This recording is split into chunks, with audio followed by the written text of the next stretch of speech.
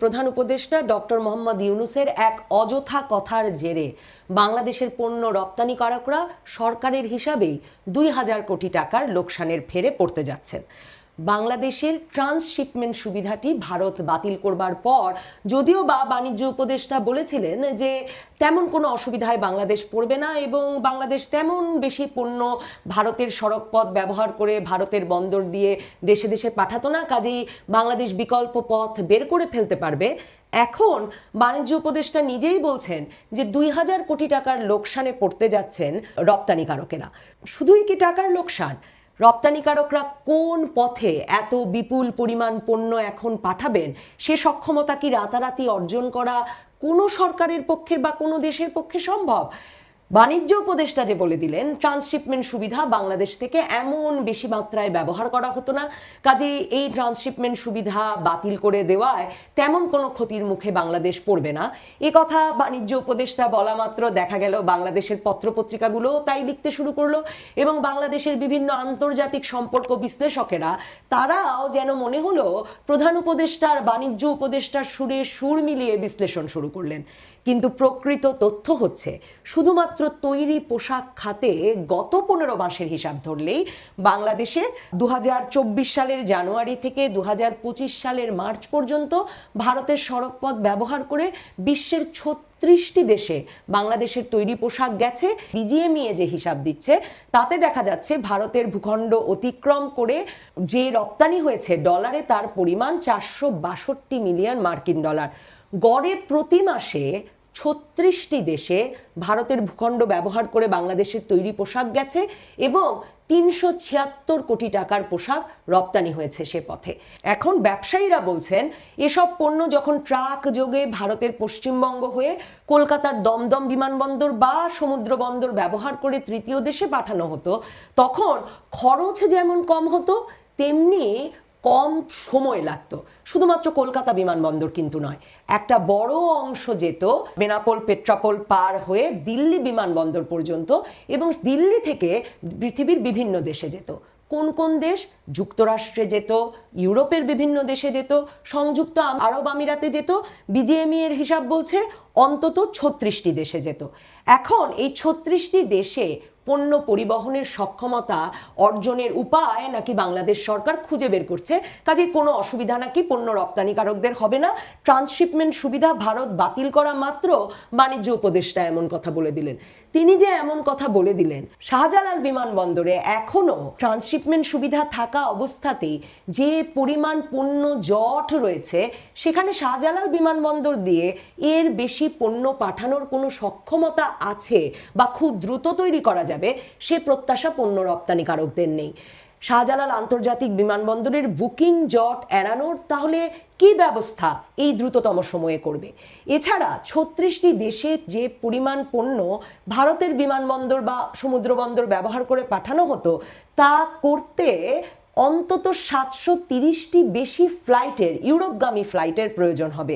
এখন বাণিজ্য উপদেষ্টা কি রাতারাতি ৭০০র বেশি ইউরোপগামী ফ্লাইট তৈরি করবেন বাংলাদেশের পণ্য পাঠাতে?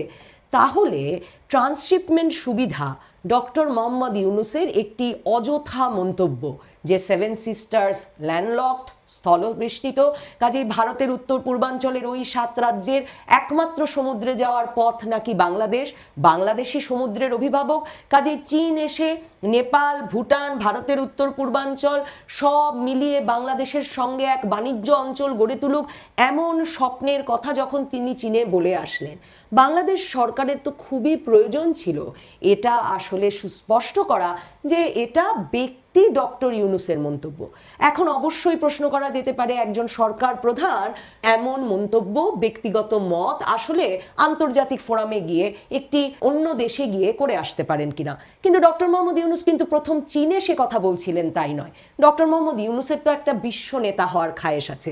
তিনি যে পরিমাণ ভারত বিরোধিতার রাজনীতি বাংলাদেশে করছেন তাতে এই প্রশ্ন বা এই কৌতূহলও মাঝে মাঝে আমার মাথায় আসে যে তার আসলে বাংলাদেশের ভোটের রাজনীতিতে দাঁড়িয়ে নির্বাচনে জিতে ক্ষমতায় আসারও খায়েশ আছে কিনা, কিংবা হয়তো তার ওই যে এখন যে রব উঠেছে যে নির্বাচনও দরকার নাই ডক্টর মোহাম্মদ ইউনূসকেই চাই, সেই জনপ্রিয়তার জন্যই তিনি গ্যালারির উদ্দেশ্যে এই ভারত বিরোধিতার কার্ড ক্রমাগত খেলছেন কিনা সেটা একটা প্রশ্ন। অন্যদিকে দেখুন, যেটা বলছিলাম, সেই ফিনান্সিয়াল টাইমসকে, লন্ডনের পত্রিকা, তিনি যখন সাক্ষাৎকার দিলেন বিশ্ব অর্থনৈতিক সম্মেলনে গিয়ে, তখনও কিন্তু 85 বছর বয়সী ডক্টর ইউনূস বলে এলেন তিনি 20 বছর পরের বাংলাদেশকে এমন জায়গায় দেখতে চান যেখানে তিনি দেখেন যে নেপাল, ভুটান, ভারতের উত্তর পূর্বাঞ্চল, বাংলাদেশ মিলে একটা অর্থনৈতিক অঞ্চল গড়ে উঠেছে এবং সেই অর্থনৈতিক অঞ্চলের ভিশনারি এবং নেতৃত্ব দানকারী হিসেবে সেই সাক্ষাৎকারে তিনি নিজেকে প্রকাশ করলেন। তার মানে এই যে তার ব্যক্তিগত বিশ্বনেতা হওয়ার খায়েশ, তার ব্যক্তিগত বাংলাদেশে ভারত বিরোধিতার কার্ড ক্রমাগত খেলে একটা জনপ্রিয়তার খায়েশ, সেই খায়েশের কারণে এখন বাংলাদেশের রপ্তানিকারকরা সরাসরি 2000 কোটি টাকার লোকসানে পড়েছেন বলে বাণিজ্য উপদেষ্টা বলছেন। কিন্তু আসলে বাণিজ্য উপদেষ্টা জানেন না যে এই রপ্তানিকারকদের রপ্তানি পণ্য গন্তব্যে পাঠানোর ব্যবস্থা বা সক্ষমতা তিনি কিভাবে অর্জন করে দেবেন। ভারতের ট্রান্সশিপমেন্ট সুবিধার আওতায় প্রতি বছর বাংলাদেশ থেকে প্রায় 40-50 হাজার টন তৈরি পোশাক দিল্লি ও কলকাতা হয়ে বিভিন্ন দেশে রপ্তানি হতো। যেটা বলছিলাম, বাংলাদেশের শাহজালাল বিমানবন্দরের কোনো সক্ষমতা বর্তমানে নেই যার প্রেক্ষিতে তারা এই অতিরিক্ত পণ্যের বোঝা বা এই অতিরিক্ত পণ্য রপ্তানি করতে পারে। এবং এক সপ্তাহ খানেক পর, ট্রান্সশিপমেন্ট সুবিধা বাতিল হওয়ার এক সপ্তাহ খানেক পর আপনি প্রত্যাশা করতেই পারেন যে বাণিজ্য উপদেষ্টা যিনি বলেছিলেন তেমন কোনো অসুবিধা হবে না, তিনি বরং কোনো বিকল্প পথের কথা জানাবেন। কিন্তু তিনি কোনো বিকল্প পথের কথা জানাতে পারেননি। তিনি বলেছেন এখনো তারা পথ খুঁজছেন এবং এখন মনে হচ্ছে যে একটা সমস্যায় পড়ে গেছেন। কিন্তু তার ফলে কি তারা ভারতের সঙ্গে এই নিয়ে আলাপ শুরু করতে পারছেন? বাণিজ্য উপদেষ্টা এর আগেই জানিয়েছিলেন তারা মনে করেন না ভারতের সঙ্গে আলাপ করে কোনো লাভ হবে ট্রান্সশিপমেন্ট সুবিধা আবারও বহাল করার বিষয়ে, কাজেই তারা আলাপের কথা ভাবছেন না। আসলে ইউনূস সরকার ভারতের সাথে সম্পর্কটাকে এমন জায়গায় নিয়ে গেছে যে তাদের আলাপ করার কোনো উপায় নেই। সেভেন সিস্টার্স সম্পর্কে ওরকম একটি মন্তব্য করার পর সারা ভারত জুড়ে যখন আলোড়ন, তখন ডক্টর মোহাম্মদ ইউনূস নরেন্দ্র মোদীর সঙ্গে বৈঠকে দেখা হওয়ার পর মূলত আলাপ করেছেন শেখ হাসিনা প্রসঙ্গে, শেখ হাসিনার বক্তব্য ঠেকানোর প্রসঙ্গে।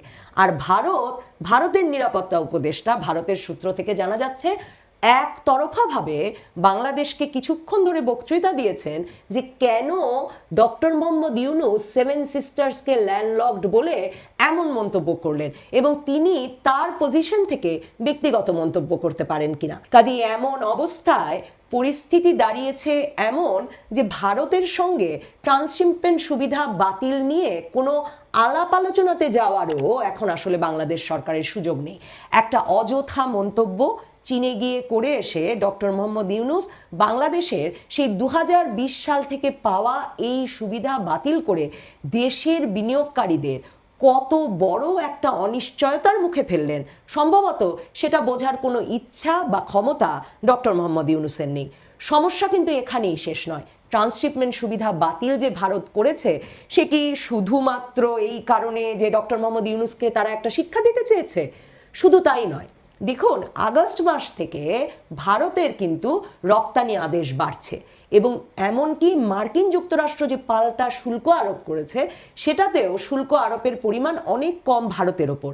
কাজেই ধারণা করা যায় ভারতের তৈরি পোশাক রপ্তানির যে আদেশ, ক্রয়াদেশ, অর্ডার, তা ক্রমাগত বাড়বে এবং আগামীতে যুক্তরাষ্ট্রেও, যেখানে বাংলাদেশের সবচেয়ে বেশি পণ্য আমরা রপ্তানি করে থাকি, সেই দেশটি থেকেও অর্ডার ভারতে বাড়তে থাকবে। ভারতের রপ্তানিকারকরা, বিশেষ করে তৈরি পোশাক শিল্পের রপ্তানিকারকরা দীর্ঘ সময় ধরে বলে আসছিলেন যে তাদের বিমানবন্দরে জট তৈরি করে কেন তাদের প্রতিযোগী দেশ বাংলাদেশের তৈরি পোশাক শিল্প রপ্তানিকারকদেরকে বিমানবন্দর ব্যবহার করে স্পেন, ইউরোপের বিভিন্ন দেশ, যুক্তরাষ্ট্র, সংযুক্ত আরব আমিরাতে কেন পণ্য পাঠাতে দেওয়া হয়, এর ফলে তাদের প্রতিযোগিতা বাধাগ্রস্ত হচ্ছে।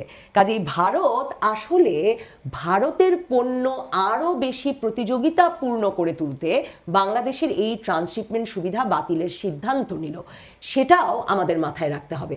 তার মানে ভারতের ট্রান্সশিপমেন্ট সুবিধা বাতিল হওয়ার মাধ্যমে বাংলাদেশের পণ্য রপ্তানিকারকরা একদিকে যেমন কিভাবে পণ্য রপ্তানি করবেন তা নিয়ে অনিশ্চয়তায় পড়লেন, তাদের খরচ এবং সময় বাড়ছে, অন্যদিকে ভারতের জন্য পণ্য রপ্তানি সহজতর হলো, তাদের বন্দরগুলোতে জট কমলো এবং তারা আরো প্রতিযোগিতাপূর্ণ দরে বাংলাদেশের তুলনায় এখন থেকে পণ্য রপ্তানি করতে পারবে ইউরোপ, আমেরিকা, মধ্যপ্রাচ্য সহ পৃথিবীর বিভিন্ন দেশে। এর ফলে ভারতের রপ্তানি যে বৃদ্ধি পাবে সেটাও বোধহয় এখনই বলে নেওয়া যায়। আর বাংলাদেশের রপ্তানিকারকরা যে ভারতের সঙ্গে প্রতিযোগিতায় টিকে থাকতে আরও হিমশিম খাবেন সেটাও বোধহয় বলে দেওয়া যায়। সরকার প্রধানের অবিবেচক একটি মন্তব্য একটি দেশের ব্যবসা বাণিজ্য রপ্তানিকে কিভাবে সরাসরি ক্ষতিগ্রস্ত করতে পারে এবং দুদেশের মানে দুটো প্রতিবেশী দেশের মধ্যেকার সম্পর্ককে দীর্ঘমেয়াদে কিভাবে ক্ষতিগ্রস্ত করতে পারে, কিভাবে একটি শুল্কমুক্ত সুবিধা যেটা বাংলাদেশের রপ্তানিকারকরা পেয়ে আসছিলেন ভারতের সড়কপথ ব্যবহার করে, সে দেশের বন্দর ব্যবহার করে তৃতীয় দেশের রপ্তানির, এমন একটি সুবিধা অনির্দিষ্টকালের জন্য বন্ধ হয়ে যেতে পারে। তার একটা উদাহরণ হিসেবে থাকবে ডক্টর ইউনূসের 7 সিস্টার্স মন্তব্য। দর্শক, সম্পূর্ণ ভিডিওটি দেখলেন, আশা করি বিষয়টি বুঝতে পেরেছেন। এই নিয়ে আপনার গুরুত্বপূর্ণ মন্তব্যটি